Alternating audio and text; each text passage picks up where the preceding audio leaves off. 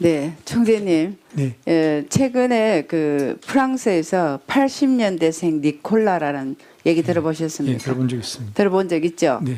그래서 우리나라도 지난번에 82년생 김지영 이래서 우리 세간에 쉬운 이름을 가지고 풍자를 하는 게 있었습니다. 여기도 보면 그림에 보면 니콜라가 그야말로 30세인데 굉장히 고민하고 있습니다. 이유는 자기가 번 돈으로 세금을 내면 오른쪽에 보면 노년층을 먹이 살리고 이 사람들은 크루즈 여행을 가고 또 이민자한테 이민자를 또 고용을 하게 되고 이 이민자는 그 번 돈을 해외 송금을 하고 또 거기에다 또 ODA 자금에다가 또 돈을 내고 그래서 이 이제 풍자한 게 보면 그 니콜라는 은퇴 세대 연금 뭐 여러 가지 사회보장 비용 이런 여러 가지 그 사회적인 복지 비용을 부담하는데 이제 심지어 이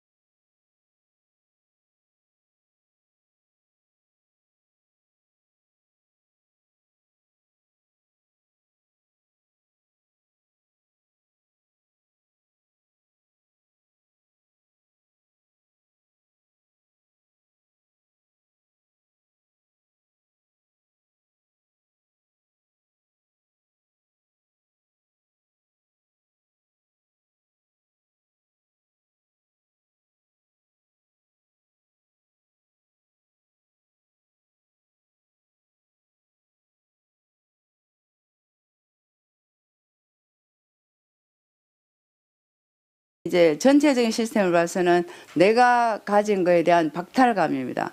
돈만 내는 니콜라다 이 뜻입니다.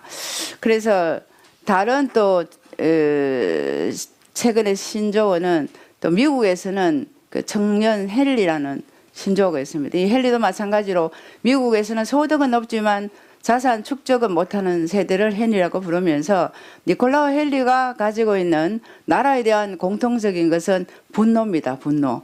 나는 이렇게 돈을 버는데 내가 가진 건 없잖아. 소득은 없잖아. 이런.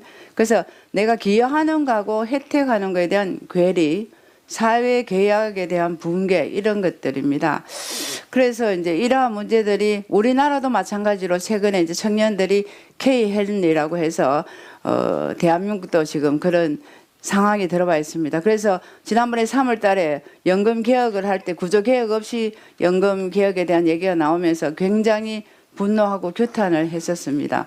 그래서 이러한 것들이 이제 결국은 공통적인 것은 이게 최종적으로는 사회적인 균열이 일어나고 정치적인 위기가 초래할 거라는 그런 이제 우리 모습을 보고 있습니다. 그래서 이제 이러한 것들을 보면서 이제 소위 이제 이생망이라고 해서 이번 생은 망했다. 내지는 영끌이나 비투를 하자. 그리고 또 최근에는 돈을 벌기 위해서 캄보디아에 가서 그런 사태도 일어나게 되고요. 그래서 이제 이런 한국판 니콜라도 역시 마찬가지라고 생각하는데 자산 불평등의 문제가 단순한 소득 격차의 문제가 아니라 사회균열이나 정치 위기가 온다는 그런 이야기입니다. 그래서 총재님은 이제 마무리할 때 나중에 우리 청년들한테는 어떤 이러한 우려에 대해서 어떻게 설명해 줄 수 있을까가 저도 어렵지만 총재님 더 어려운 문제 같습니다. 마지막에 답변을 같이 해 주시고요.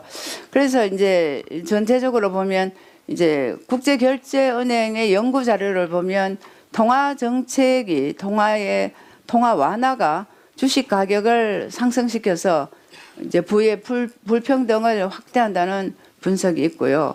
그 오른쪽에는 보면 금리를 인하함으로 해서 상위 10%와 1%들이 1%의 부를 점유하게 되고 이런 하층은 또 점유율이 감소된다는 이런 이제 보고서가 있습니다.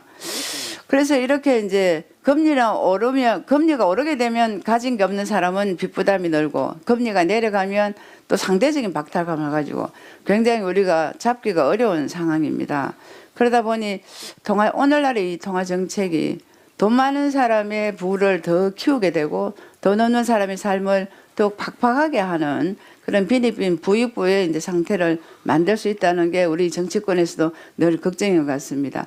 그러면 이런 것들을 이제 총재님께서는 이런 통화 정책이나 자산 불평등에 관련된 이런 연구를 강화를 해서 구조적인 대책 마련을 해주고 정책 건의를 해주셔야 될 것 같은데요.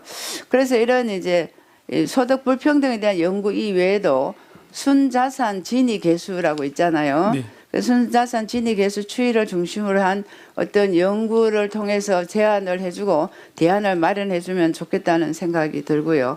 그래서 이런 이제 조금 전에 얘기했던 K 니콜라나 K 헨리를 만들어내는 정부 정책에 대한 우리 청년들의 우려에 대해서 총재님의 견해는 어떻게 해야 이 청년들을 다독거리고 희망을 줄 수 있을지 그게 가장 우리 사회적인 이 양극하고 문제이지 않을까 생각합니다. 답변 한번 해보시죠. 예.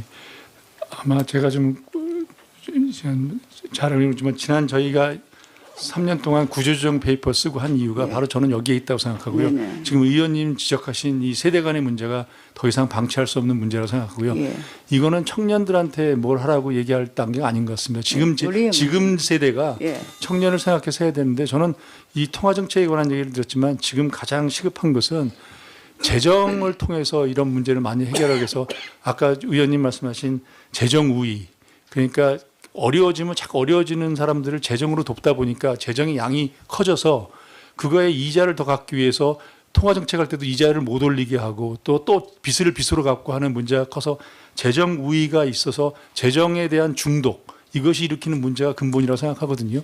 그래서 지금 프랑스에서 일어나는 일이나 이런 것이 과거에는 선진국에서 안 일어나고 이건 라틴 아메리카만 있는 줄 알았는데 지금 선진국도 일어나고 미국도 지금 재정 적자가 60, 70% 넘어가서 이 문제가 걱정이고 그래서 저희는 아직 거기까지 가지 않았지만 그 전에 재정에 중독되는 문제를 해결해야 되는 문제 그리고 또 지금 저희들이 연금이라든지 건강보험 이런 게 다 적자가 있지 않습니까? 그런 걸 구조조정하려면은 당연히 그 비용을 어떻게 할 건지 어떻게 나눌 건지 그래서 지금 세대들이 할 문제가 미래 세대가 할 문제가 아니라 지금 세대가 미래 세대를 생각해서 제도 개선을 해야 할 때라고 생각합니다.